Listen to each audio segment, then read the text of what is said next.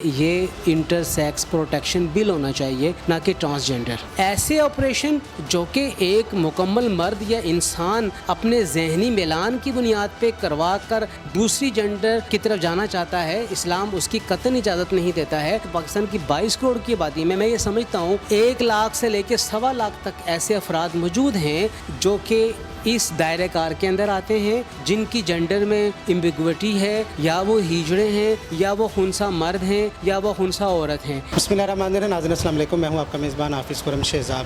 ناظرین، ٹرانسجینڈر بل سن 2018 میں شاہد خان عباسی صاحب جو سابقہ وزیر اعظم ہیں، ان کی گورنمنٹ میں اسمبلی میں بل پیش کیا جاتا ہے جس کو منظور کر لیا جاتا ہے۔ اب اس بل کے جو خلاف ہیں کافی آوازیں اٹھ رہی ہیں، اس میں ایسی کون سی شکست ہیں جن کو نکالنا بہت ضروری ہے، جس کی وجہ سے کہہ رہے ہیں کہ جو کیا نام ہے جنس تبدیل کروانے کی بات کی جا رہی ہے، تو اس کے حوالے سے آج ہم بات کرنے کے لیے ناظم اعلیٰ جامعہ نعیمیہ ڈاکٹر راغب حسین نعیمی صاحب جو اسلامی نظریاتی کونسل کے سابق رکن بھی ہیں، ان سے جانتے ہیں کہ کیا اسلامی نظریاتی کونسل میں اس بل کو منظور کروانے کے لیے کوئی رابطہ کیا گیا، بل پیش کیا گیا یا نہیں کیا گیا، ایسے کون سے نکات ہیں جو اسلام کے خلاف ہے جن کو نکالنا اس ٹائم بہت ضروری ہے۔ بہت شکریہ ڈاکٹر صاحب آپ کے قیمتی ٹائم کا۔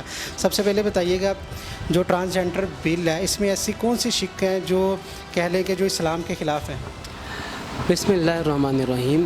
دیکھیے، بنیادی طور پہ اس میں 3-4 چیزیں ایسی ہیں جنہیں ہم سمجھتے ہیں کہ کلیئر ہونا چاہیے۔ ایمبیگوٹی اس کے اندر ابہام ہے۔ اس میں ٹرانسجینڈر کی تعریف کی گئی ہے، ٹرانسجینڈر کون ہوتا ہے، یہ بات کلیئر کر لیں کہ ٹرانسجینڈر اور ہے اور انٹرسیکس اور ہے۔ تو ہمارا پہلا جو بنیادی اعتراض ہے وہ یہ ہے کہ یہ انٹر سیکس پروٹیکشن بل ہونا چاہیے، نہ کہ ٹرانسجینڈر۔ ٹرانسجینڈر تو اس کی ایک آگے چل کے قسم بن جاتی ہے۔ تو بنیادی طور پہ تو انٹر سیکس کی پروٹیکشن آف رائٹس کی ہم بات کرتے ہیں، تو ایک تو یہ بات ہے۔ دوسری بات یہ ہے کہ ٹرانسجینڈر کے بارے میں یہ کہا گیا ہے کہ یہ ایسا بندہ ہوگا یا جو سیلف پرسیو جینڈر آئیڈینٹی کی بنیاد کے اوپر چلے گا اور اس کی بنیاد کے اوپر وہ اپنی جنس کو تبدیل کرا سکتا ہے۔ تو یہ بات ذہن میں رہنی چاہیے کہ جو سیلف پرسیو جینڈر آئیڈینٹی ہے، اس کا فیصلہ اس وقت تک نہیں کیا جائے جب تک سیلف پرسیو جینڈر آئیڈینٹی کا تعین کسی میڈیکل بورڈ کے میڈیکل سرٹیفکیٹ کے ساتھ نہ ہو جائے۔ یہ بات ذہن میں رکھیں، جن بچوں کی جینڈر آئیڈینٹی کلیئر ہوتی ہے، بچپن سے ہی ان کے بارے میں پتہ ہوتا ہے کہ وہ لڑکا ہے یا لڑکی، اور ڈاکٹرز اس کو کلیئر کرتے ہیں، تو گویا میڈیکل بورڈ بچوں کی پیدائش کے موقع پر ہی کلیئر کر دیا جاتا ہے، بتا دیا جاتا ہے میڈیکل بورڈ، چاہے وہ سنگل ڈاکٹر میڈیکل بورڈ ہے، چاہے وہ ایک گروپ ہے، وہ بچوں کی پیدائش کے موقع پر ہی یہ کلیئر کر دیتا ہے کہ یہ بچہ لڑکا ہے یا لڑکی۔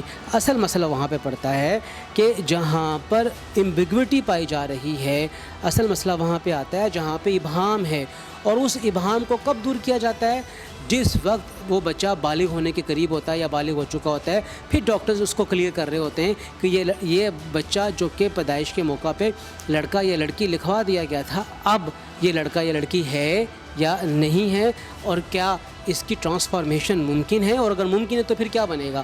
تو ایسے بچے کے بارے میں تو ہم کہتے ہیں کہ اس کی ٹرانسفارمیشن آف جینڈر ہو بھی جائے اور اس کا جنس کی بنیاد کے اوپر اس کے شناختی کارڈز وغیرہ بن جائیں، لیکن ایسے آپریشن جو کہ ایک مکمل مرد یا انسان اپنے ذہنی میلان کی بنیاد پہ کروا کر دوسری جینڈر کی طرف جانا چاہتا ہے، اسلام اس کی قطعاً اجازت نہیں دیتا ہے، اور اس قانون میں اس کی طرف بھی ہمیں رجحان مل رہا ہے کہ کوئی اگر کروانا چاہے تو اس کی روک ٹوک نہیں ہو پائے گی۔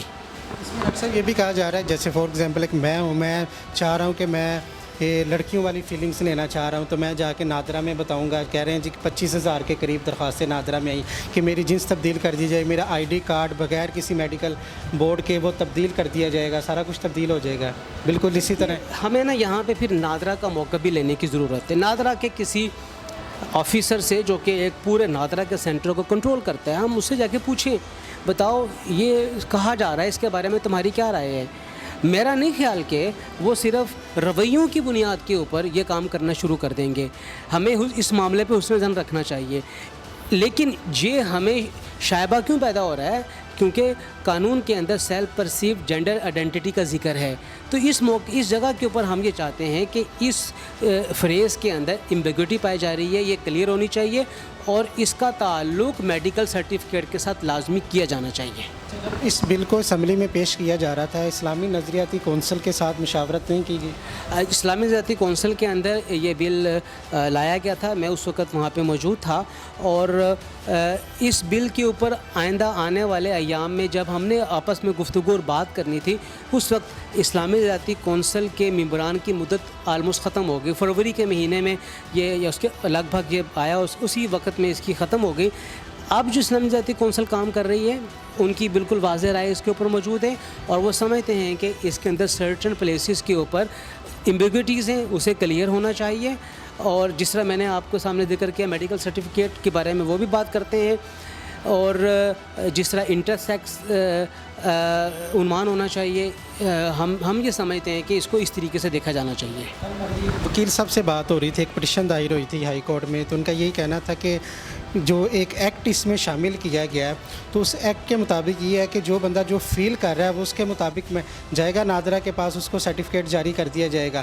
اس میں میڈیکل بورڈ کا کہیں ذکر نہیں ہے. بارہا کہ میڈیکل بورڈ بیٹھنا چاہیے، وہ تعین کرے جنس کے بارے میں. کچھ ڈاکٹر صاحب یہ بھی بہت سارے انٹرویو ہم نے کیا جس میں وہ بتاتی ہیں جی کوئی لڑکی ہے تو اس کے یہاں پہ پین ہوئی تو وہ آپریشن کیا تو وہ اس کو مرد بنا دیا گیا، جو اس طرح کے سلسلے آ رہے ہیں. دیکھیے، جو ڈاکٹرز اس قسم کے آپریشن کے ماہر ہیں وہ اس بارے میں زیادہ کلیئرلی آپ کو بتا سکتے ہیں، اور آپ کو کسی ایسے ڈاکٹر سے بھی انٹرویو کرنا چاہیے جو اس طرح کے مسائل ٹرانسفارمیشن آف جینڈر کے ساتھ تعلق رکھتا ہے، اور خاص طور پہ جو بچے جو ایمبیگوٹی کا شکار ہوتے ہیں جنس کے حوالے سے، ان کی جنس کا تعین کرنے میں وہ کام کرتے ہیں. آپ ان سے بھی اس بارے میں لازمی انٹرویو لیجیے. اور جہاں تک وکیل صاحب کی بات ہے، وکیل صاحب اپنے جگہ پہ صحیح بات کر رہے ہیں، چونکہ قانون میں رکھا نہیں گیا. تو ہم یہ سمجھتے ہیں کہ جب آپ رولز کے اندر اس کا اضافہ کر دیں گے یا قانون میں اس کا اضافہ کر دیں گے تو پھر جو اس کے اوپر ایک ابہام ہے وہ ختم ہو جائے گا، اور جو اس کے اوپر اعتراض ہے وہ ختم ہو جائے گا. اس پہ ڈاکٹر صاحب آخری سوال یہ ہے کہ کہا جا رہا ہے اس بل کی آڑ میں، جو ٹرانسجینڈر بل ہے اس کی آڑ میں جو فحاشی ہے اس کو فروغ دیا جا رہا ہے. دیکھیے، فحاشی کو فروغ خود بخود ملے گا، آگے چل کے دیا نہیں جا رہا ہے. اس کے نتیجے میں ایسا ہو سکتا ہے، اس کے نتیجے میں معاملات خراب ہو سکتے ہیں، لیکن وہ کس لیول پہ خراب ہوں گے اس کے بارے میں ہم یقین سے نہیں کہہ سکتے. لیکن یہ بات ہمارے ذہن میں رہے کہ ہر 2000 بچوں میں سے ایک بچے کی جنس کا تعین نہیں ہو پاتا ہے.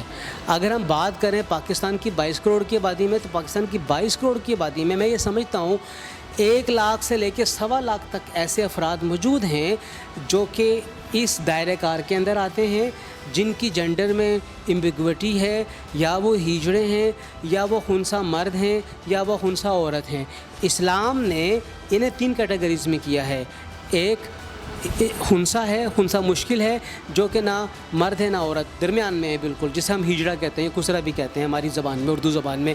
دوسرا خنثی مرد، ایسا خنثی جس میں مردانہ صفات زیادہ ہیں، اس کے اوپر مرد کا اطلاق ہوتا ہے، وہ مرد ہی ڈکلیئر ہوگا، وہ ہجڑا ڈکلیئر نہیں ہوگا. ایک ہے خنثی عورت جس میں زنانہ صفات زیادہ ہیں، کچھ مردانہ بھی ہیں، جیسے چہرے کے اوپر داڑھی کے بال ہیں، یا سینے کے اوپر بال ہیں، یا جسم کی جو ساخت ہے وہ مکمل طور پہ عورتوں کی طرح نہیں ہے. تو ایسے فرد کو خنثی عورت کہا جاتا ہے، اور اس کے اوپر عورتوں والے معاملات شرعی لاگو کیے جائیں گے. ان 3 کے علاوہ کوئی اور نہیں ہے. جی ناظرین، جامعہ نعیمیہ کے ناظم اعلیٰ ڈاکٹر راغب حسین نعیمی صاحب ہمارے ساتھ موجود تھے. بہت کلیئر کٹ انہوں نے آپ کو یہ تفصیل بیان کی. یقیناً آپ کو یہ تفصیل سمجھ آئی ہوگی. پروگرام آپ کو کیسا لگا کمنٹ سیکشن میں اپنے خیالات کا اظہار ضرور کیجیے گا. مجھے دیجیے گا اجازت، اللہ نے کے بعد.